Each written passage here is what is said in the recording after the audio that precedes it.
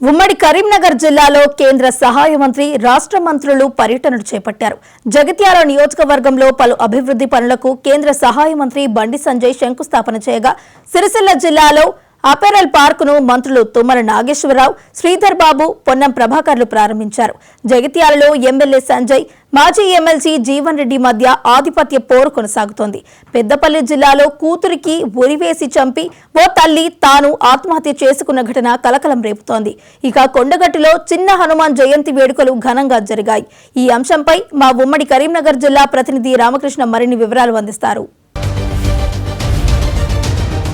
ఉమ్మడి కరీంనగర్ జిల్లాలో ఈ వారం వార్తల్ని ఒకసారి పరిశీలిస్తే, జగిత్యాల జిల్లా కొడిమేల మండల కేంద్రంలో ఎంపీ కేంద్ర సహాయ మంత్రి బండి సంజయ్ పలు అభివృద్ధి పనులకు శంకుస్థాపన చేయడం జరిగింది. ఆయన చొప్పదండి ఎమ్మెల్యే మేడిపల్లి సత్యం, అదేవిధంగా బీజేపీ నేత బొడిగే శోభతో కలిసి ఆయన ఈ పనులను ప్రారంభించడం జరిగింది. ఈ మండల కేంద్రంలో దాదాపు 30 కోట్ల వ్యయంతో నిర్మించినటువంటి అంతర్గత రోడ్లు, అదేవిధంగా సీసీ రోడ్లతో పాటు పలు అభివృద్ధి పనులకు కూడా కేంద్ర సహాయ మంత్రి బండి సంజయ్ శంకుస్థాపన చేయడం జరిగింది. అదేవిధంగా ఇక్కడ జరిగినటువంటి సభలో ఆయన ప్రసంగిస్తూ రాజకీయాలకు అతీతంగా కూడా అభివృద్ధి కార్యక్రమంలో పాల్గొనాలని చెప్పేసి కూడా ఆయన పిలుపునివ్వడం జరిగింది. ఇక కేవలం ఎన్నికల సందర్భంలో మాత్రమే రాజకీయాలు చేయాలి తప్ప మిగతా కాలంలో అంతా కూడా నియోజకవర్గంలో పూర్తిగా అభివృద్ధిపై కాన్సన్ట్రేట్ చేయాలని చెప్పేసి ఆయన పిలుపునివ్వడం జరిగింది. ఇక మరో వార్తను కనుక మనం పరిశీలిస్తే కనుక, జగిత్యాలలో అక్కడ మాజీ ఎమ్మెల్సీ జీవన్ రెడ్డి, అదేవిధంగా ప్రస్తుత ఎమ్మెల్యే సంజయ్ మధ్య మాత్రం ఇంకా ఆధిపత్య పోరు నడుస్తుందని చెప్పాలి. గత కొంతకాలంగా కూడా ఇద్దరి మధ్య విమర్శలు, ప్రతి విమర్శలతో పాటుగా ఒకరిపైన ఒకరు ఏదైతే ఆరోపణలు చేసుకుంటున్నారో అవి రోజు రోజుకు పెరుగుతున్నాయని చెప్పచ్చు.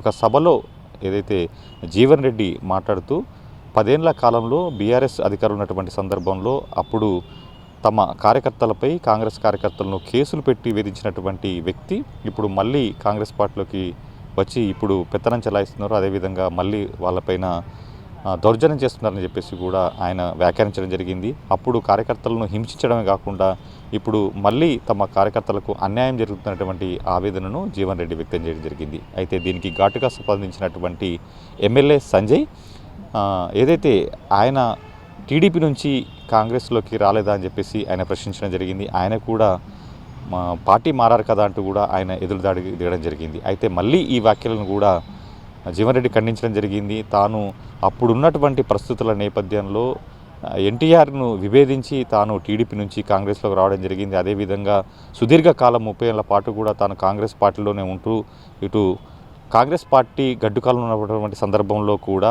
ఏదైతే 2014లో కేవలం ఉమ్మడి కరీంనగర్ జిల్లా నుంచి ఒకే ఒక ఎమ్మెల్యేగా తాను గెలుపొందినటువంటి విషయాన్ని మర్చిపోకూడదని చెప్పేసి కూడా ఆయన గుర్తు చేయడం జరిగింది. మొత్తంగా ఇటు ఎమ్మెల్యే సంజయ్, అదేవిధంగా మాజీ ఎమ్మెల్సీ జీవన్ రెడ్డిల మధ్య మాత్రం విమర్శలు, ప్రతి విమర్శలు మాత్రం పెద్దగా పెరిగాయి. వారి మధ్య గ్యాప్ కూడా పెరుగుతున్నట్టు తెలుస్తుంది. అయితే ఈ విషయంలో ఇటు స్థానికంగా ఉన్నటువంటి డీసీసీ కానీ ఏదైతే పీసీసీ కానీ మాత్రం జోక్యం చేసుకోవటం లేదు. దీంతో వీరి మధ్య మరింత గ్యాప్ పెరుగుతున్నట్లు తెలుస్తుంది.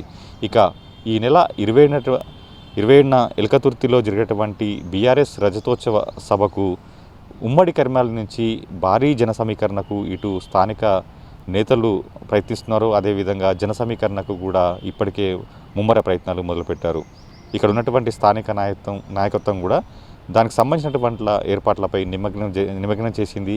ఇక్కడ ఉన్నటువంటి ఎమ్మెల్యే గంగుల కమలాకర్తో పాటు మాజీ ఎంపీ వినోద్ కుమార్, అదేవిధంగా బీఆర్ఎస్ పార్టీ జిల్లా అధ్యక్షుడు జీవి రామకృష్ణారావు కూడా కార్యకర్తలను సమావేశం జరిపి ఇక్కడ జన సమీకరణకు తీసుకోవాల్సినటువంటి చర్యల గురించి చర్చించడం జరిగింది.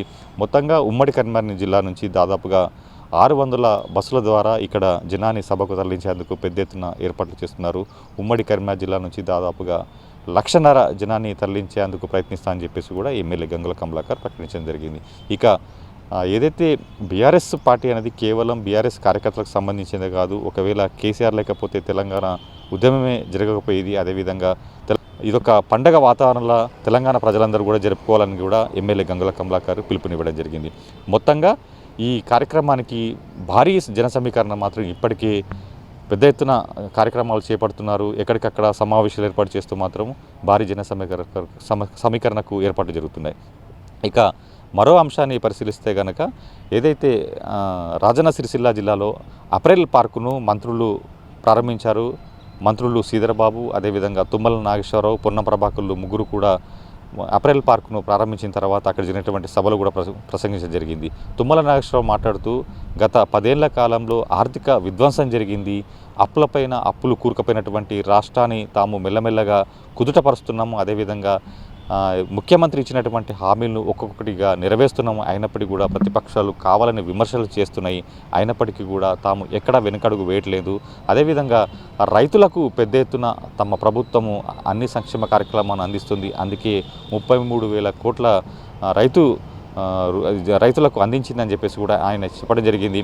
మొత్తంగా ఇటు రైతుల ప్రభుత్వం అని చెప్పేసి కూడా ఆయన చెప్పుకోవడం జరిగింది. ఇక మరో మంత్రి శ్రీధర్బాబు మాట్లాడుతూ ఎస్సీ భూములపై ప్రతిపక్షాలు అనవసర రాద్ధాంతం చేస్తున్నాయి, అక్కడ అసలు ఏనుగులు కానీ జింకలు కానీ లేవు, అయినప్పటికీ ఏఐ టెక్నాలజీ ద్వారా ప్రతిపక్షాలు కావాలనే సోషల్ మీడియా ద్వారా ప్రభుత్వంపై బురద చల్లే ప్రయత్నం చేసేది కూడా ఆయన ఆరోపించారు. ఇక మరో మంత్రి పొన్నం ప్రభాకర్ మాట్లాడుతూ బీజేపీ నేత అదేవిధంగా కేంద్ర సహాయ మంత్రి బండి సంజయ్పై మండిపడ్డారు. ఏదైతే సన్నబియ్యం పథకంపై బండి సంజయ్ విమర్శలు చేస్తున్నారో, కేంద్ర ప్రభుత్వం పథకం ద్వారానే సన్నబియ్యం పంపిణీ జరుగుతుంది కాబట్టి ప్రధానమంత్రి ఫోటో పెట్టాలనేటువంటి అంశంపై ఆయన స్పందిస్తూ మరి బీజేపీ పాలిత రాష్ట్రాల్లో సన్నబియ్యం ఎందుకు పంపిణీ చేయడం చెప్పేసి కూడా ఆయన ఎదురుదాడికి దిగడం జరిగింది.